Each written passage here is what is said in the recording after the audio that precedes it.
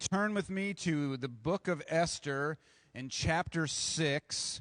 Next week we'll be in Esther chapter 7. So if you want to, you can go ahead and read that this week and you'll get an idea of what we're going to be looking at here.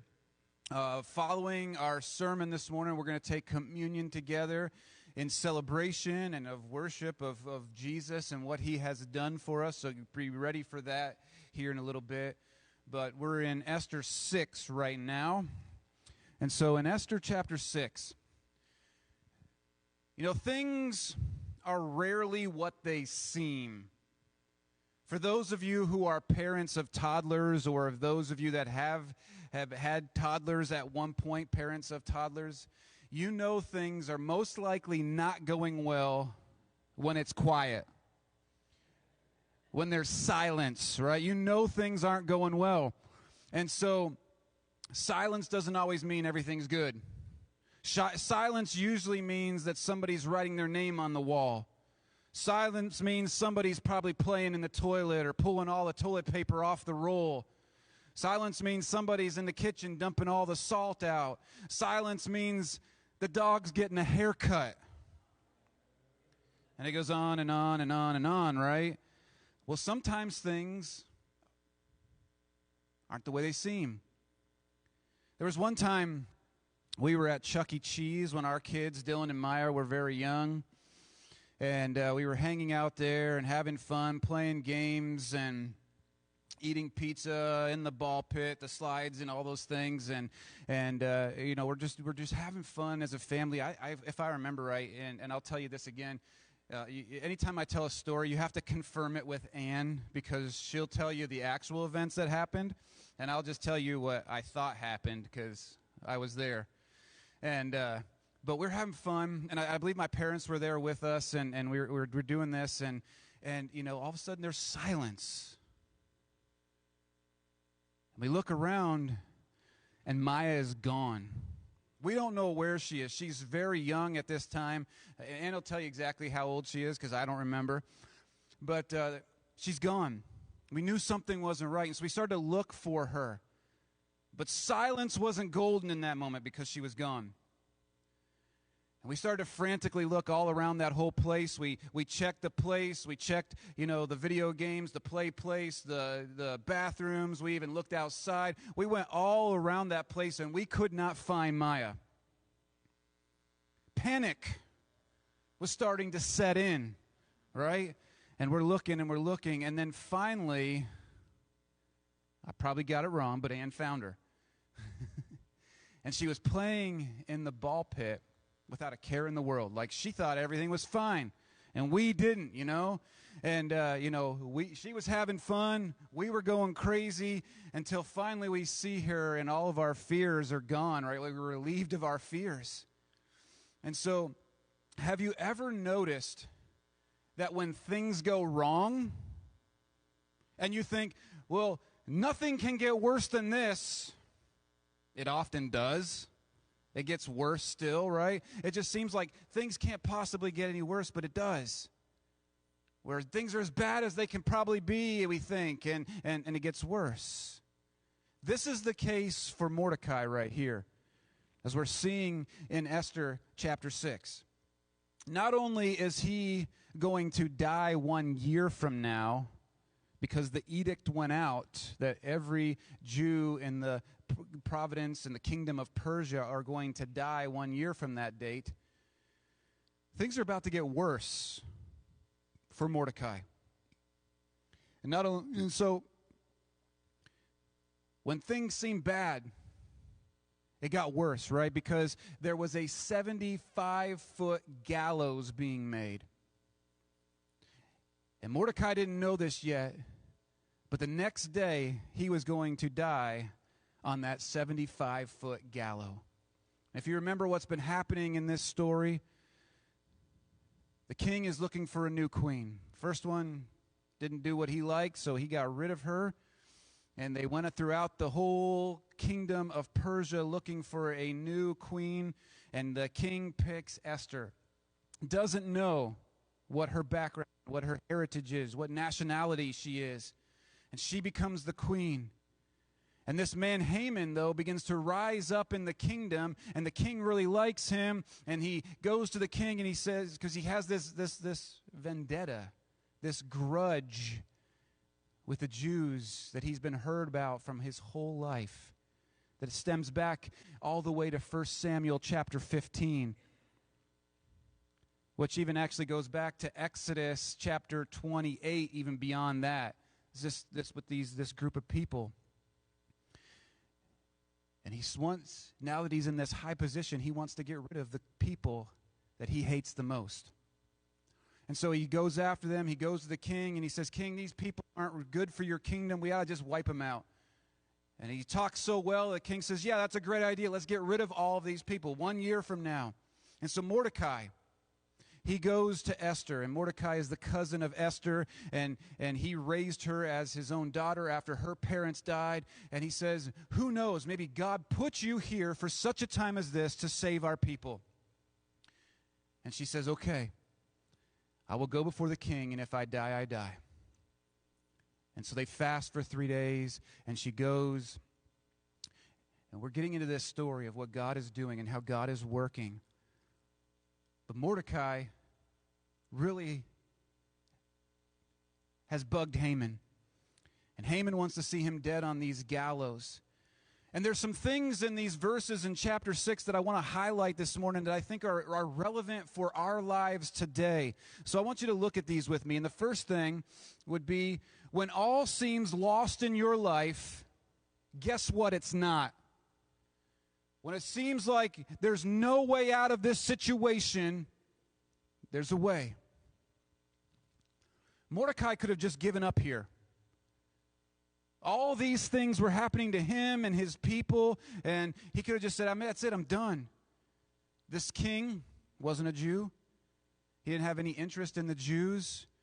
Like I said, his closest friend was Haman, and he held this grudge against the Jews, and he wanted them all gone.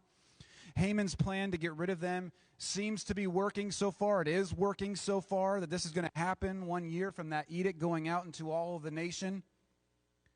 And Esther was the queen. But if the king were to find out that she was a Jew, she could probably lose her life as well. And so when it seems like things can't get any worse, they sure can. And at this moment, like I said, something is happening. Mordecai didn't know this yet, but something was waiting for him. Haman was building these gallows, planning on getting rid of Mordecai and the very next day from this.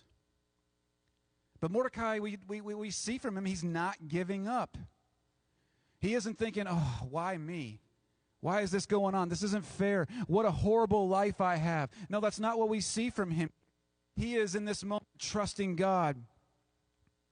When all seems lost in your life, it's not. It's not. But when, what we want to do is we want to trust God when it seems like everything is lost. We want to wait to see what He is going to do in our lives in those moments. And when He calls us to do something and to step out and to do this or whatever it is, we have to be ready to do it. But when all things seem lost, it's not. The second thing we see from these verses, this chapter, is that when it seems no one knows what's going on in your life, someone usually does. Someone does. Do you remember a few chapters before this that Mordecai, he had saved the king's life? He'd heard of a conspiracy between two of the gatekeepers of the palace, that they were upset with the king and they wanted to kill him.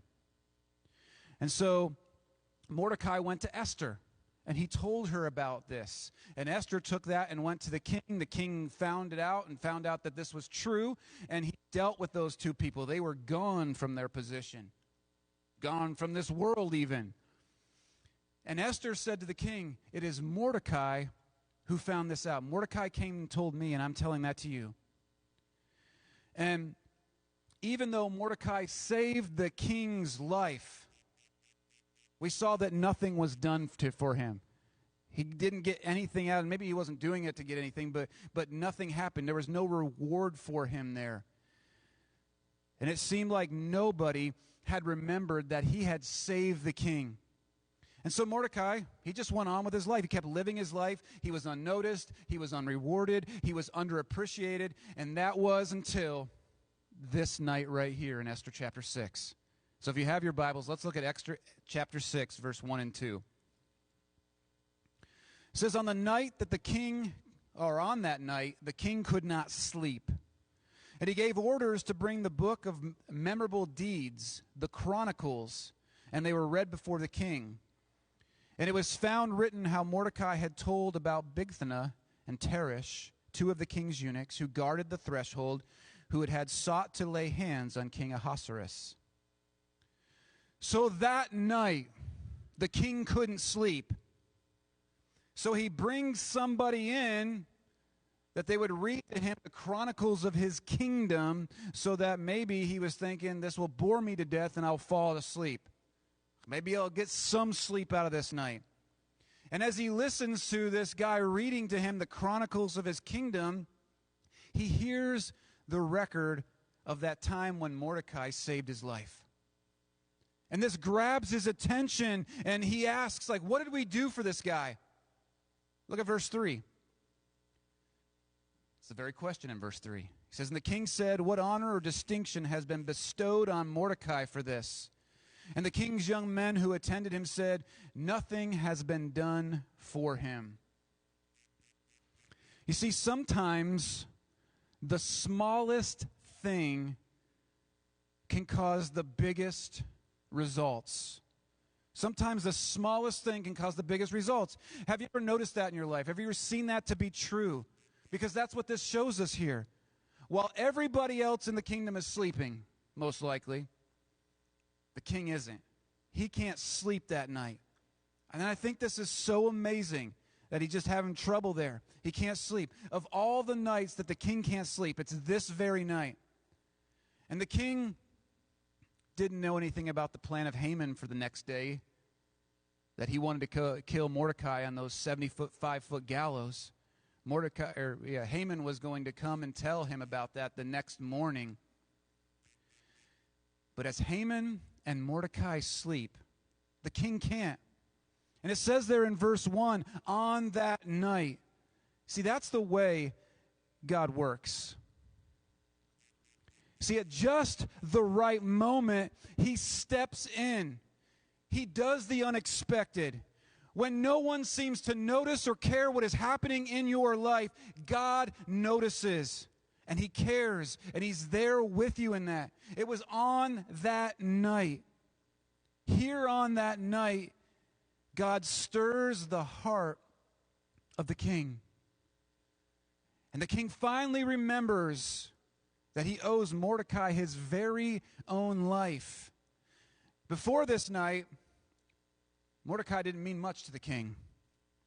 But right now, at this moment, he means everything. He's like the top priority of the king.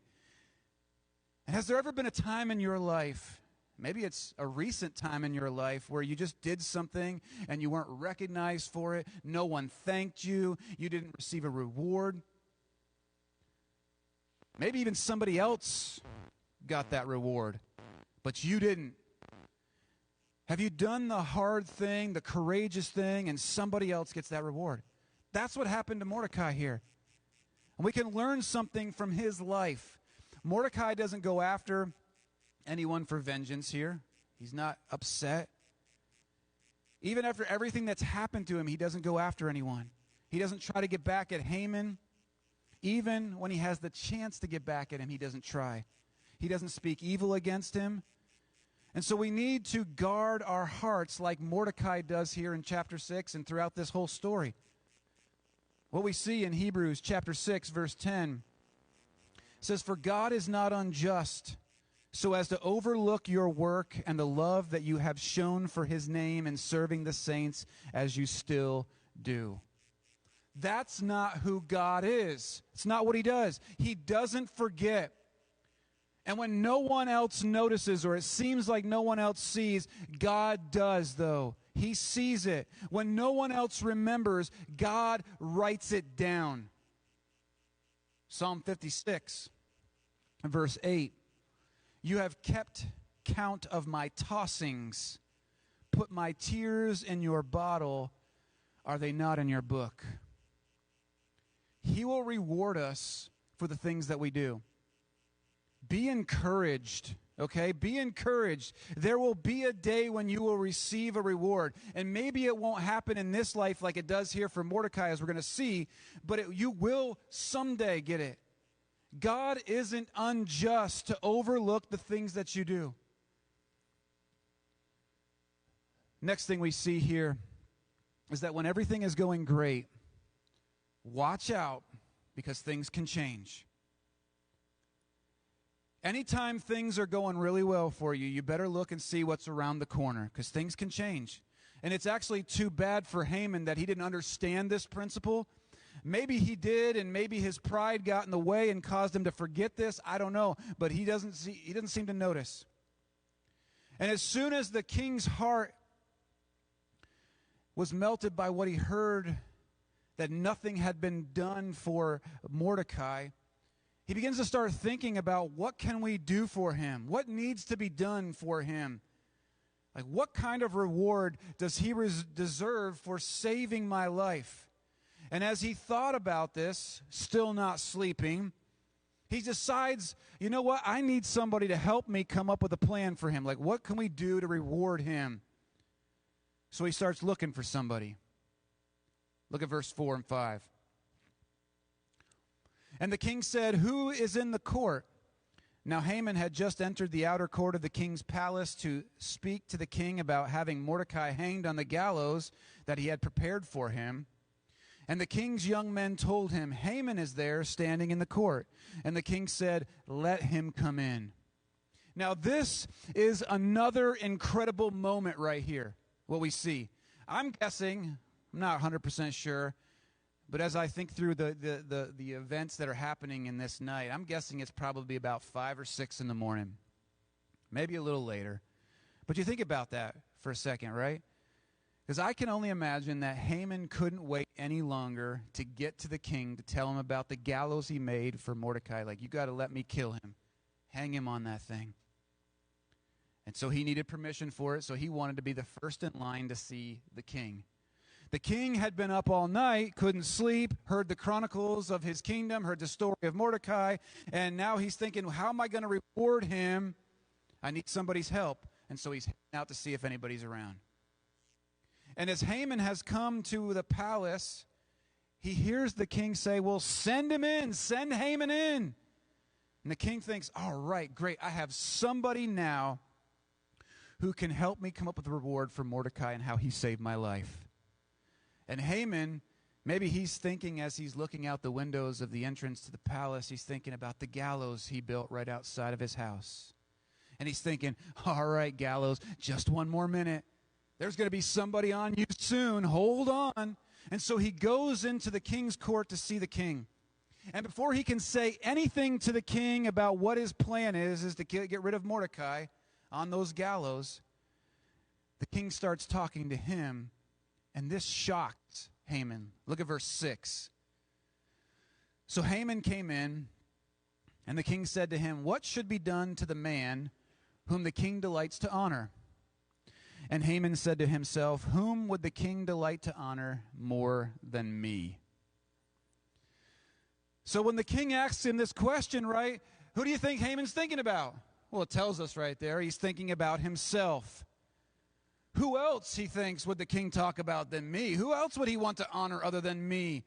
This is the guy who the night before had gone back to his house to get all of his friends together and his wife with them, and he was telling them how great he is. You guys, you don't even know how good I am, how great I am in this kingdom. I got all this money. I got all of these sons. I got, I'm so important to the king. I was at this banquet with just the king and the queen, and they're inviting me to another tomorrow night. And he's bragging about how great he is. He's so important, he thinks. So who else deserves this honor than me? This is the moment that Haman has probably been dreaming of his entire life. So he starts to think, what would I want the most? What would I want to be rewarded with? And so he lists everything that he would want to get in a reward. And we see this in verse 7 And it says, and Haman said to the king, for the man whom the king delights to honor, let royal robes be brought, which the king has worn, and the horse that the king has ridden, and on whose head a royal crown is set. And let the robes and the horse be handed over to one of the king's most noble officials. Let them dress the man who the king delights to honor, and let them lead them on the horse through the square of the city, proclaiming before him, thus shall it be done to the man whom the king delights to honor. And the king's like, well, yes, great idea. Let's do that. I couldn't come up with a better plan than that. So let's do that. Thanks so much, Haman. Now, what happens next is such an incredible moment, right? Verse 10. It says, then the king said to Haman, hurry, take the robes and the horse, as you have said, and do so to Mordecai the Jew, who sits at the king's gate. Leave out nothing that you have mentioned. Now, can you imagine what must have been going on in Haman's mind in this moment? He's like, wait, what? What name did you just say? What's the person you want to give honor to and give all these rewards to? No, you didn't say Mordecai, did you? You said Haman, right? You said me. He's kind of thinking, what is going on here? And then the king says to Haman, guess what? You're going to be the official that does this for Mordecai. You're going to do all of these things for him. You're going to be the one who leads him through the city, the streets, on a horse, and you are going to tell everybody how great he is. Can you imagine the humiliation that must have been for him? Like have to do this? I can't imagine how Haman went through with all of this. I imagine him having the grumpiest, most sourest face there ever was as he led Mordecai through the streets. And he was declaring all these great things about Mordecai. And it's hard not to smile when you read this next verse. Look at verse 11. It says, so Haman took the robes and the horse, and he dressed Mordecai and led him through the square of the city, proclaiming before him, thus shall it be done to the man whom the king delights to honor. See, things have turned very quickly on Haman here. Things have been going very well for him. Now he's got to do this. Like he thought he had everything going his way. His enemies were about to be destroyed. This grudge he's held from the beginning of his life against the Jewish people for what has happened way back to his relatives, and he's just ready to pounce on them. And so now, though, he has to bring honor to the person that he hates the most. And then we have Mordecai here. Here he is. He's sitting on top of this horse. He's dressed in royal attire. He's most likely the most surprised person in the whole kingdom. Like, whoa, how'd this happen, right? He had no idea the king had remembered the story. And that's the beauty of this whole story in the book of Esther that comes from history, right? This true story. Mordecai wasn't a proud person. He wasn't a vengeful person. He wasn't even making fun of Haman for having to do this for him through the streets.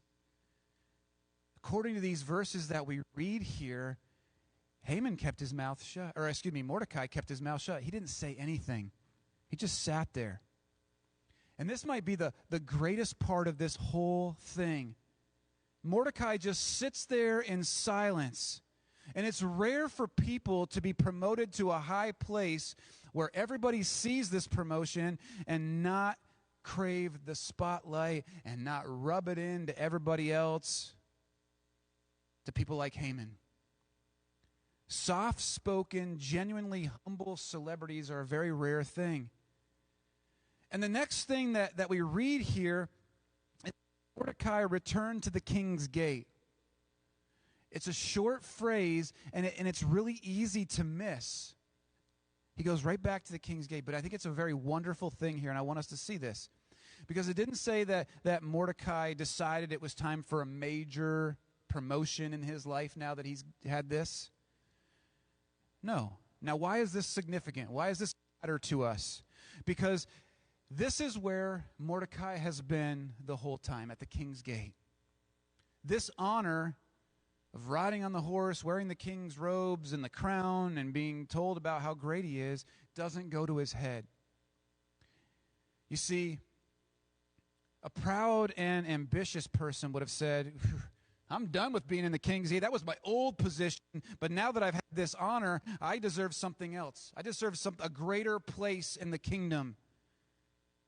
After all of this, that's what I deserve. That's what a normal person probably would do. They'd think this way. Mordecai instead seems to have thought, if the palace is where God wants me to be, then God's going to bring me there. But God has to bring me there. I'm not going after it. And this is a good place for us to look at our own lives this morning. Has God promoted you? Has God honored you in the places that you weren't before? Have you come to a place of prosperity and maybe even popularity? Are you revered in the eyes of the people around you?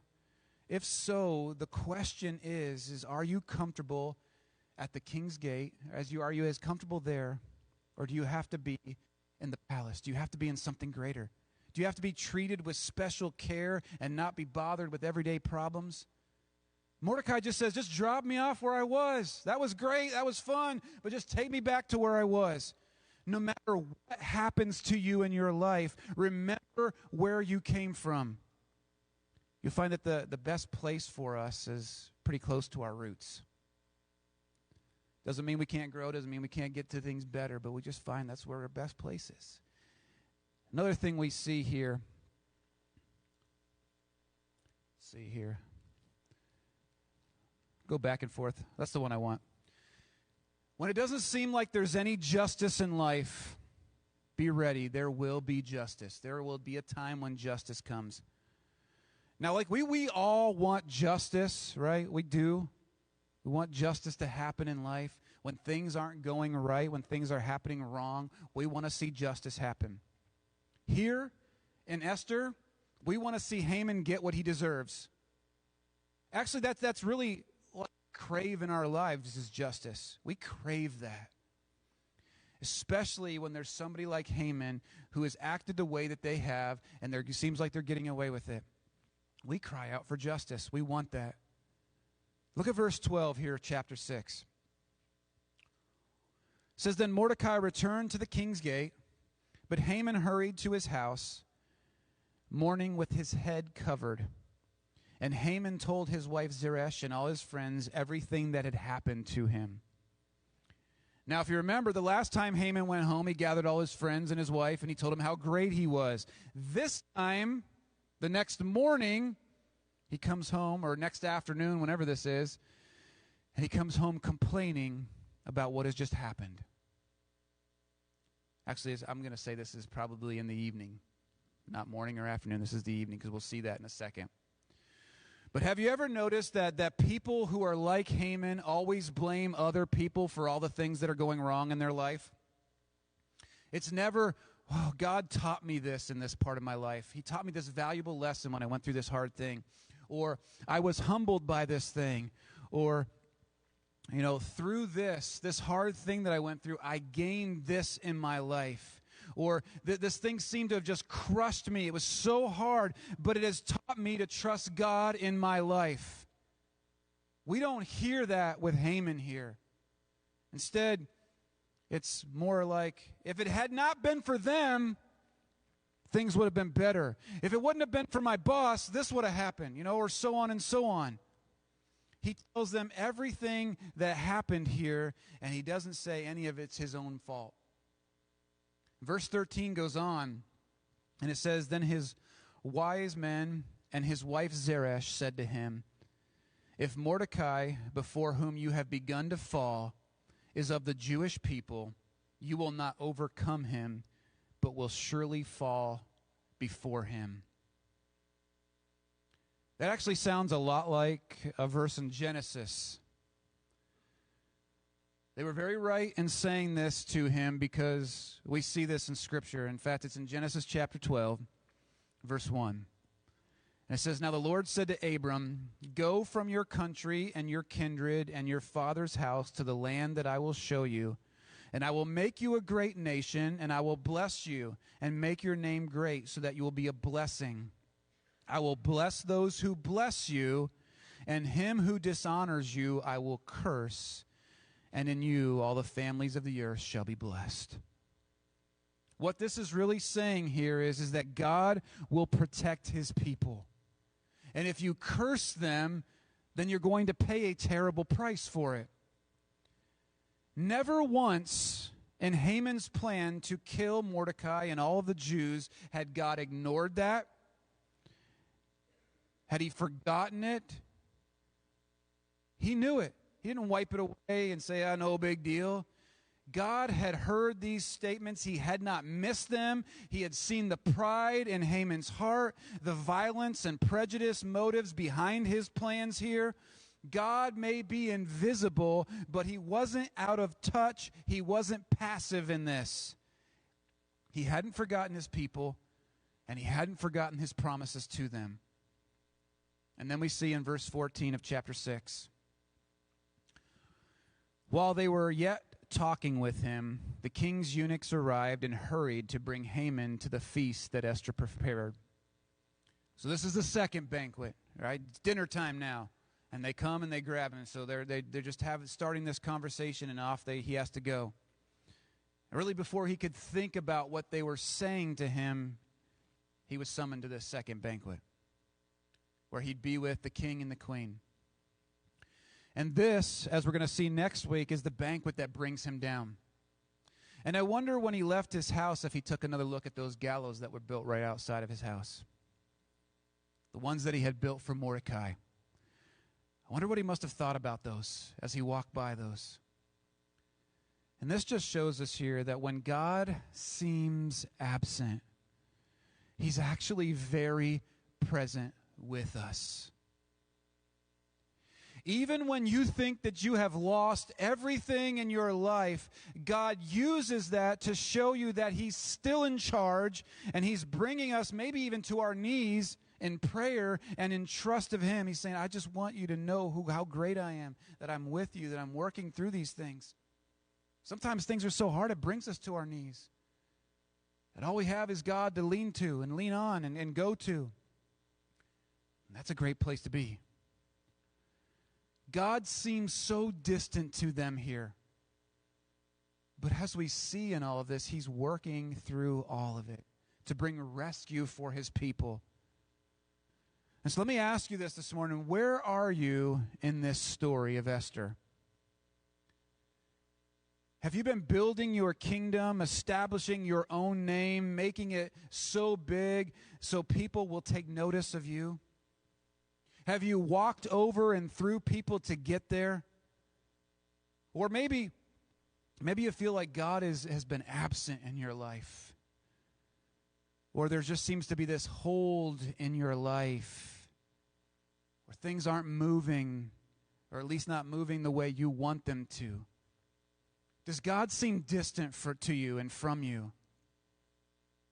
Now, he may feel absent, but let me just tell you here this morning, just like with Esther and Mordecai, he has been present all along. He has not left you. He knows your heart. He knows the true condition of your soul. He even knows the hidden impurities that we have in our hearts and the motives that we have and why we do things. He knows the deep wickedness that we have in our lives. And he sees us, and he won't turn away from you. He loves you. And what we see here in all of this is that God will always have his way. He's not impressed with earthly kingdoms and personal towers filled with pride and prestige and wealth and fame. He's impressed with a humble heart that comes to him on his own terms. And what we see here is that Mordecai and Esther understood this. Haman never learned it. But we can't just look at Mordecai and Esther or even Haman here this morning. We have to look at something else. We have to look at ourselves. There's nothing that I can say here this morning that will force you to your knees and surrender to God. That's actually God's job, and let me tell you, He's very good at that. But He has never turned His back on anyone who truly comes to Him by the way of Jesus and of the cross. And wherever you are, whatever it is that you're going through, God has not abandoned you. He's working in your situation. And so my advice to you is to come to Him, allow Him to lead you through whatever it is that you're going through, and just see how He works. Put your hope and your trust in Him. He has not left you. And the beautiful thing is we have reminders of that. And one of the reminders that we have of all of this is communion. That God has not left us. That He's with us and He cares about what we're going through. Because He came down and He joined in our suffering and gave His life for us.